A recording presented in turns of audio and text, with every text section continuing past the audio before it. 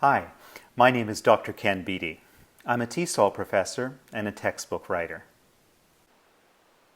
The topic today is Education is Changing, 7 Good Things. Now I wanted to explore this topic in 2 directions. First of all, I wanted the big picture. And the big picture are the challenges that we face, and to do that I've used some images from NASA looking down at the world. So this highlights some of the issues. I also wanted to talk about, in each case, what the opportunities are, what opportunities you have, and the things that you can do to improve teaching and learning online. Everything is different now. Remember classrooms? It seems like so long ago that we were able to shake our students by the hand and have them together in a large group in front of us. There's also differences because of distance learning. Now, distance learning, which most of us are doing now, is both an old and a new concept. It goes back actually to around 1728 when the first postal courses were held. Somebody would be able to send a letter and get something in return, a little bit of a lesson, and send back their homework. But now everything has changed, and it's changed, of course, because of the internet. Teachers are finding local and modern solutions. Local solutions because they face particular challenges in particular areas. For example, one teacher wrote to me after one of my lectures and said, all these ideas about online education, but my students don't even have electricity in their homes. So we need new solutions, some for online and some others as well. The challenges based on today's realities. 1. Internet access is a necessity and a human right. 2. The role of parents and peers as educators. 3. The rapid expansion of distance education. 4. The use of social media for sharing ideas and assignments. 5. The importance of digital professional development. 6.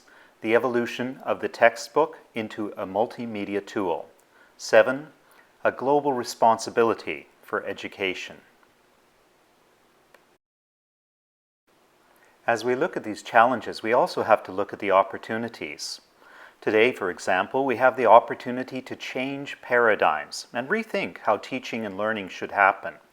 What do we mean by changing paradigms? Well, a very short time ago in the history of the world, classes were all teacher-centered. The teacher was the expert, had all the information, and the students were just there to learn and pay attention and then pass exams to show that they had learned. It was a pretty strong format that endured for centuries. But then in the 1960s, we started to shift into the idea of a student-centered curriculum, where the student was the center of the classroom, and that was the most important thing. Many of the online solutions that we're developing right now will endure long after schools reopen. Students who are getting used to right now attending some classes online and also being able to do all of their assignments online, collaborate with other students online, they're not going to want to give that up so easily. So what can you do? It's a question we're going to keep asking throughout the presentation today. First of all, you're already doing it. You're looking for solutions because you face problems with distance education with your students, and you want to figure out how to solve those problems. In doing so, you're probably improving your skill set, learning new software and hardware to make it easier to teach at a distance. And you're working with others. You're working with others like myself and many other people in the community who can help you in different ways. So let's look at the challenges and the opportunities and what each of us can do. The first topic is internet access as a necessity and a human right. When we look at the challenges of internet-based education, we realize that there is a digital divide between those who can afford or have access to the basic tools for online education. And those basic tools are a computer and Wi-Fi access. Now, many educational authorities are either unwilling or unable to give students tools and resources that they need to learn. Sometimes they're unwilling because they think that this whole pandemic issue is going to blow over and soon we'll all be back in school just as things were the way they used to be. In other cases, they may be unable to give students the tools and resources that they need because simply the money is not there. Some places, like Kerala, India, have declared the internet access as a universal human right. Every person living in that state has a right to the internet. The European Union is aiming to do the same among its own member states. But those two examples are generally exceptions in the world in which internet access and access to computers is quite limited. This is an old chart from 2016, but hopefully things have improved in some cases, but in many cases they will not have improved very much. With the sudden necessity of distance education and so many students learning online from the kindergarten up to the university levels, it's become extremely important, and the media has reflected this with many, many stories about this digital divide that we speak of. It's also prompted a lot of action by concerned parents, such as this article, Families Suing the Government Over Little or No Education for Their Children. It is the government's obligation to provide education for children, and if that's not happening simply because a computer cannot be supplied or there is no Wi-Fi access, it's simply not acceptable. Now, the good news is that there are opportunities. Many organizations are trying to get computers and Wi-Fi access into the hands of students who need them. For example, in Canada, we have a particular program that goes after businesses and says, come on, you're throwing away good computers just because you're updating. Give us those computers, we're going to put them in the hands of students. Political leaders are feeling pressure from citizens to help teachers and students. They're being asked for more money and more support. This brings us to the question of what can you do? Do you have an old computer or mobile phone you no longer use? Perhaps donate it. Perhaps you know somebody else who could donate one. You could give it to your own students if they need one, or if they don't, then donate it to some organization that will supply students in need. Collect and share data about your students' needs. So if you're teaching a class of 30 students and 5 or 10 or 15 of them don't have a computer or a mobile phone or Wi-Fi access to access their lessons, then maybe bring that to the attention of the local newspaper and somebody might step up to help. Ask businesses to share their Wi-Fi passwords. This means that a student who doesn't have Wi-Fi in his or her home can go and stand outside or sit outside the business and at least complete their homework. See if others in the community can help in some ways. There might be different organizations, again, that could reach out and help your students. It might be something like a phone call, helping with homework for students in need. Find ways to teach at a distance offline.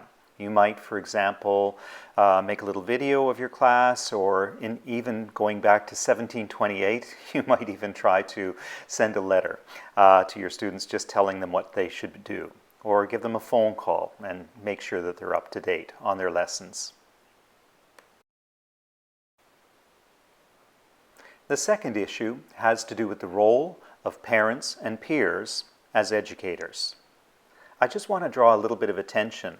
This is an aerial view of Morocco, but at the very tip, the northern tip of Morocco, is a small Spanish city called Ceuta. So what are the challenges? First of all, there's some good news, bad news. Many parents now appreciate teachers more than ever. It's a bit of a joke, really.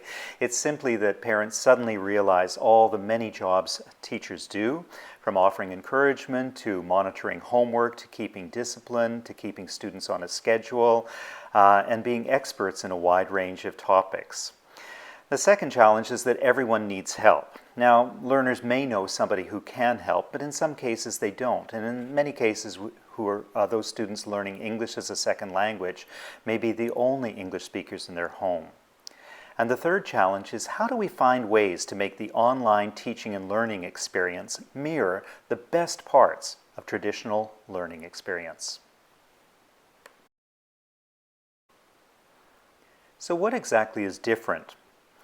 The first big difference is that traditional classrooms are social. In a traditional classroom, you have so many opportunities for students to meet their peers and a wide variety of peers, as well as their teachers.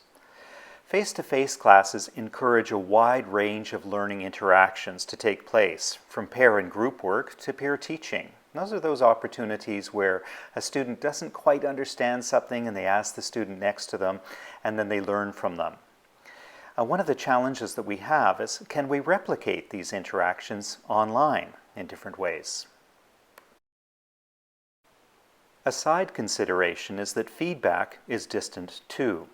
Think of all the verbal and nonverbal feedback that you give students, all those smiles and shrugs and frowns, and when you don't quite understand what they're saying, all those little clues that they get. How does this work online?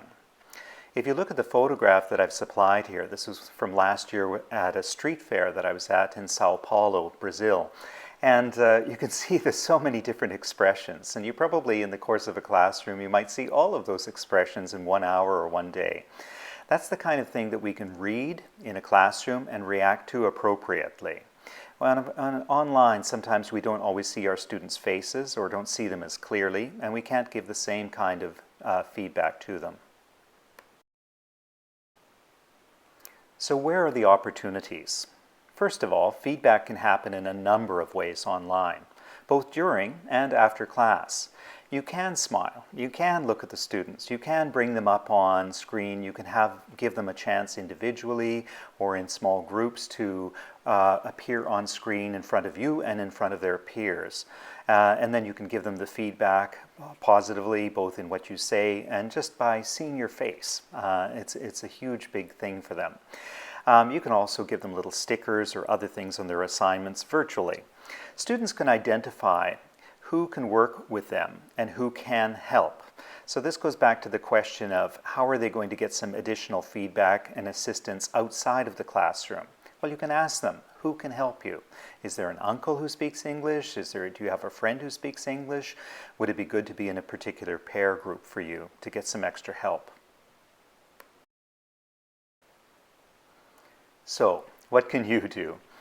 First of all, organize students into pairs and groups and make them jointly responsible for learning when they are not in class. So use pair marks and group marks when they're doing their assignments, not just so many individual marks, treating each student like they're just by themselves.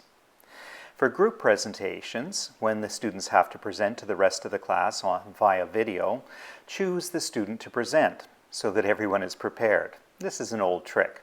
Just get the students to number off 1, 2, 3, 4, 5 in each group and then say, okay, today we're having number 3 present.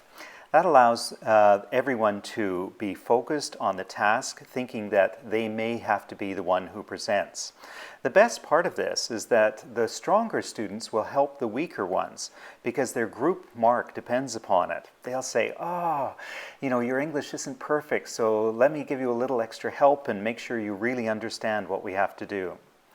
Work with the parents of young learners each week to make sure that they're on task and keeping their children on task. Another important thing for you to do is to enable social skills, and this is at all ages. First of all, in the online environment, you need to set boundaries of what you expect of students online, as well as working outside of class. It's kind of a code of ethics or how they should behave to each other and to you. The easiest way to do this, of course, is to ask the students to do it. Can you make a list of behaviors for online? What are the rules that everyone should follow in terms of their behaviors? And in all of this, we should be doing the things that we normally do throughout a student's education. And this can sometimes take years. That's disagreeing with respect, expressing feelings appropriately, reading social clues, understanding what somebody else means when they are hesitating or frowning, what exactly that means, being able to share, showing empathy for others who are perhaps less fortunate or less able than yourself, and using active listening strategy so students are not simply just listening to you and not taking any notes or thinking about questions that they should be asking.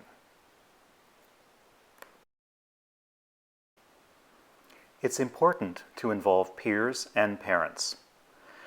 This can mean students helping each other, as well as parents helping younger students. But even there's other options. For example, many of your students may have older siblings or other relatives who can help with their language development. Be sure to ask students who can help you to make them aware of the resources available to them.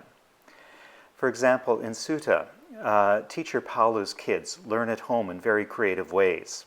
Now, she has fantastic ideas after being a teacher for many years, but all of us can look online and find other things, other ideas on YouTube on how to keep students educationally involved. The third issue is the rapid expansion of distance education. There are many challenges here. First of all, teachers are being asked to immediately switch to teaching online, with little or no preparation time. Secondly, there are many tools to help them, but little guidance on which tools are the best ones. Thirdly, students are not prepared to learn online, and we often forget about the students, just assuming that they're digital natives and that, yes, they spend so much time online, they must be good learners. But it's not necessarily the case. They need guidance as well. What are the opportunities? Well, there's an old joke. It says that technology will not replace teachers, but teachers who understand technology will replace teachers who don't. Now, this means simply that it's a good time to be learning technology. You should learn skills for the long term, not just saying, okay, well, I'll learn it just to teach this class because we'll probably be back in the schools in a few months. It might lead to new work opportunities for you. You might find that you actually enjoy the teaching online, and once you do, of course, the entire world is your classroom. You can pick up students from all over the world. There's many opportunities to do this, so it's worth investing in the skills to be able to teach online efficiently and effectively. Many teachers are worried about new technology. They're worried about it failing, not working quite correctly when they go to teach their first class or other classes as well. But you can practice on your own. I encourage you to do this and practice with platforms like Zoom in other ways. These tools can be useful for social purposes, and in the photographs that you see here, I was doing a jiaozi cooking session with my wife and son, as well as with my friends who were living in Konstanz, Germany. So they were cooking dinner, I was cooking lunch, and together we sort of had a nice social time of it, but at the same time I was learning how to use Zoom a little more effectively. So what can you do? Ask who can help me. Now we're not talking about the students now, we're talking about you. It might be other teachers, administrators, even some of your students' parents might be experts on teaching and learning online, as well as the students. You can always ask the students for help. Work with the tools and resources your students have available. For example, if they all use WhatsApp, ask how they could use it to learn English in and out of class. The fourth issue is the use of social media for sharing ideas and assignments. Once again, there are many challenges. The first of these is that class time is limited. Sometimes hours have been reduced for online teaching and learning. Many students complain that their workload has increased as teachers expect them to do more assignments. Students can also feel alone. They feel isolated, working at home without seeing their friends. Among the opportunities is finding ways for students to use social media for learning English. They can go online and they can talk to each other a little bit more, using any kind of video communication apps or even just texting, sending text messages back and forth in English. Learning that is enjoyable is never considered work, so try to find activities and tasks that they can do that are a little bit more fun, but still encourage them to use English. So what can you do? First of all, have students work in pairs and groups outside of class doing unique projects together. The key word here is unique. You want every student doing something different, or at least every group or pair doing something different from the rest of the students. When students are doing an assignment like an essay in class, it's okay to give them the same topic to 30 students. It certainly makes it easier for you to mark. But when they're outside of class, giving everybody the same task encourages cheating. Instead, when you give them something unique to do, it shifts from a competitive atmosphere into a collaborative one. So let's say you were studying the subject of food this week in your class. All you have to do is say, I need you to do your project on food, but I want everyone to choose a different country for the food that they're talking about. Some students will say, oh, teacher, what if we pick the same topic? And just say, it's not my problem. Talk to each other. Talk to each other and make sure you're all doing something different. Again, this is shifting it into a collaborative task. And what happens? Because they're all doing something slightly different, they don't mind sharing what they've been doing with each other. And they can also, something else you can do is they can use social media to keep in touch and to feel less alone. Group and pair assignments will help to do that, especially for those with few friends. You may have to arrange those groups and pairs for them. Try to think about the student who is, say, new to your school. How would they feel in this new online learning environment if they didn't know anyone at all? Well, for the lonely student, for the loner student, they probably need a little bit more help getting them to meet other students in some way. So part of this whole idea is changing your assessment strategies. So again, if the students are working together on unique projects, which are variations on the same lesson, the same theme of the lesson, what you can do is think about how can you show me what you know? How can you demonstrate what you've done? So you can ask individually in the group, please report on what you contributed to this project. And if they know that ahead of time, they'll all be eager to make sure that they are being recognized for the parts of the assignment that they did together. So ask students also for their ideas about the different ways that they can show what they know. You may be surprised. And again, if you were doing something like food as your topic for this week's lesson, they might come out and say, oh, teacher, could I make a video of us cooking a dish? Say, absolutely, you can do that. Oh, I'd like to interview my mother about some of her favorite foods. Could I do that? Of course, go ahead and do that. We'd like to put together a puppet show or a play. Would that be possible? Of course. Just encourage students to think about the assignment in interesting ways, and again, how they can show what they know. Often you will be able to adapt your existing textbook materials to new assignments. This is an example from Startup, an 8-level American English series for young adults and adults. In it, the end of each unit is a put it together page where students do have the opportunities to show what they know. In this case, it's a presentation project on a theme which students choose. It's related to, for example, what their favorite TV show is, and they have to talk about it. They have to do a presentation. So again, every student can do something slightly different. But to do the project, they have to use the content, the vocabulary, and the grammar from the unit.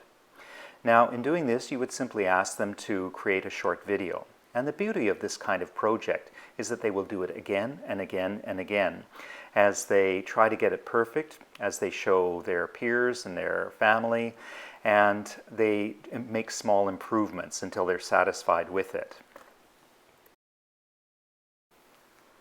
The fifth issue is the importance of digital professional development. When we talk about professional development, among the challenges is a steep learning curve to understand how to teach online. It can be very challenging because for many people it's quite different than teaching in a regular classroom. It's not just the software. You need to rethink how you engage and motivate students, how you offer them feedback, and how you assess them. So what are the opportunities? Well, it's a good time to reach out to all of your stakeholders to get them to debate and agree on new approaches. So who are your stakeholders? Well, if you're teaching in university, it's going to be your department heads and the university officials.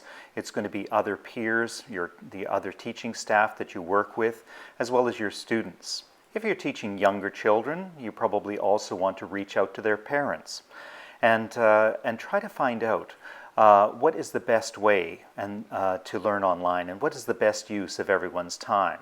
For example, many teachers will think, well, I teach 1 hour of English in class, I guess I should teach 1 hour of English online. But that's not always true. It might be better to divide things up.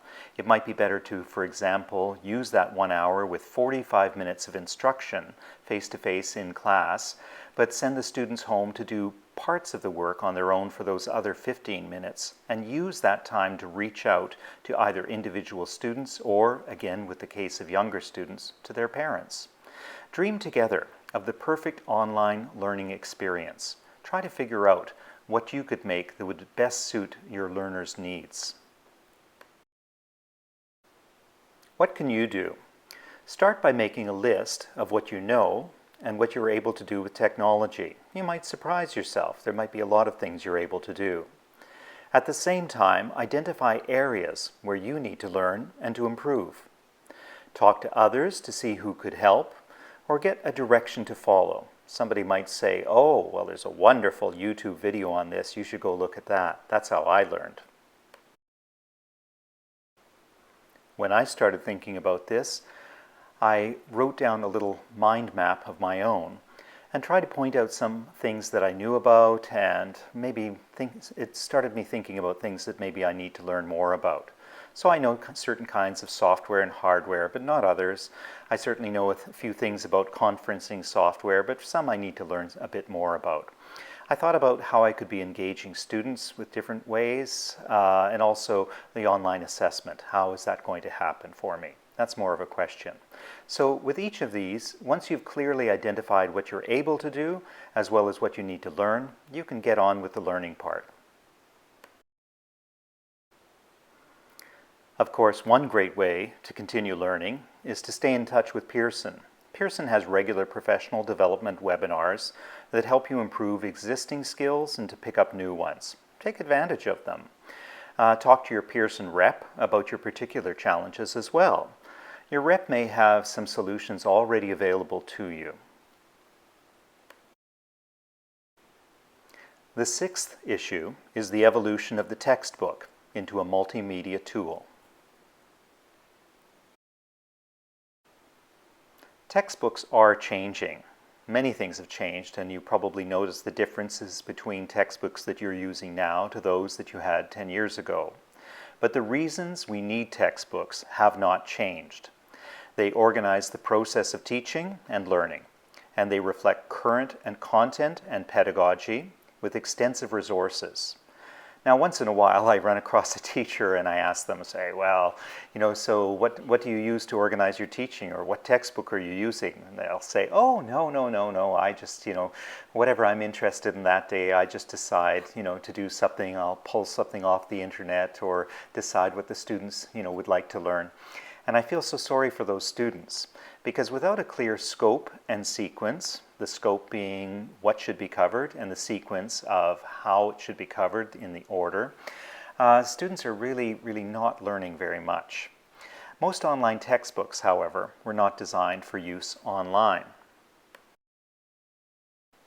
So what opportunities do we have? First of all, find ways to combine the best of online opportunities and the content of your textbook. Find ways to put them together. You can take advantage of the digital parts of the textbooks in new ways, and many teachers are not always aware of all the digital resources that are in the textbooks, including PDFs, which you can just digitally send to your students to complete as worksheets. So what can you do? Start by looking, as we say, at the digital resources that your textbook and your publisher already offer. Not all the resources will be in your textbook, and you might have to go somewhere onto a website to check that out, but be sure to ask your publisher's representative about it. Look at the public resources like YouTube and find the content that helps your students. Or better yet, ask your students to do it. For example, we were mentioning earlier the idea of a unit on food. You might say, oh, we need something for learning food vocabulary.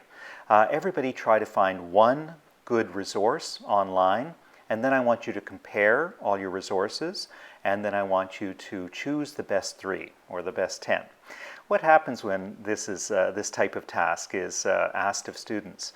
Well, of course, they're going to talk to each other. They're going to compare. They're going to look at far much more content than if you just ask them to do it individually. So it's a good critical thinking task for them as well. The other issue you should think about is reducing teacher talk time. Teachers generally speak a lot, and especially in an online environment, there's sometimes not enough opportunity for the students to speak. One thing you can do is think about getting students to teach small portions of classes. It gives them the opportunity to show leadership. Now, earlier I mentioned Startup, an 8-level American English series for adults and young adults, and it features extensive digital resources, and I just wanted to share a few of those with you to give you an idea of what's available. Many of these same resources are available for other Pearson series. First, there's a digital version of the textbook. This has the complete contents of the textbook. And so if students, for example, had lost one of their books or they'd left it at school before they were dismissed and sent home, again, there's still something that they can look at and refer to.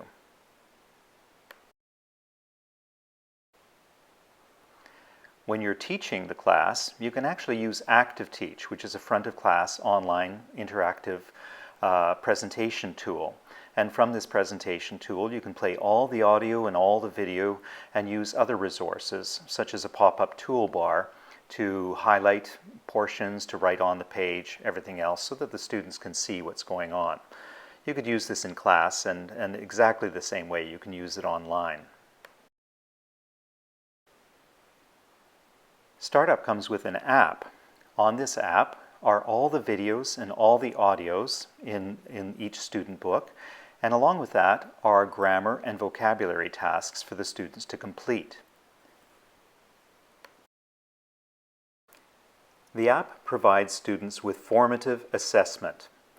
They can watch the videos, they can listen to the audio clips, and then they do tasks which show them how well they're doing.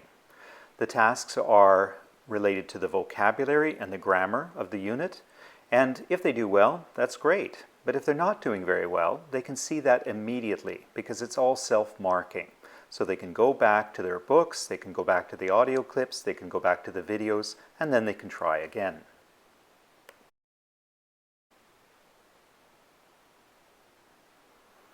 Another great resource is My English Lab. This provides interactive activities and assessments. These are more summative assessments. These are the tests that you would give to students. And so you can find out exactly how well they're doing because most of the assessments are self-marking and go directly into your grade book.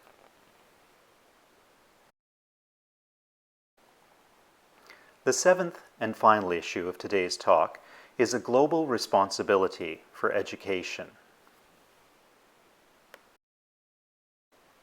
We can start by considering the words of Carl Sagan, the famous astronomer. He said, "It is clear that the nations of the world can now only rise and fall together. It is not a question of one nation winning at the expense of another. We must all help one another or all perish together." Now, he wasn't talking about a pandemic then. He was talking about economies and nuclear war and climate change. But today, the issue is not just the pandemic. The issue is education. We've already talked about many challenges. And although our personal teaching and learning challenges may seem unique, our problems are shared by millions of teachers worldwide. There are millions of teachers facing the same challenges that each of us are facing in terms of getting online, dealing with students who don't have access to computers or to Wi-Fi, planning our lessons in new ways, and finding new ways to teach and learn. Teachers are in the business of building the future. There's a lot at stake because our students will go on to have leading positions in society. Fortunately, there are many opportunities. More than ever before, the internet now allows us to reach out to others, sharing problems and offering ideas.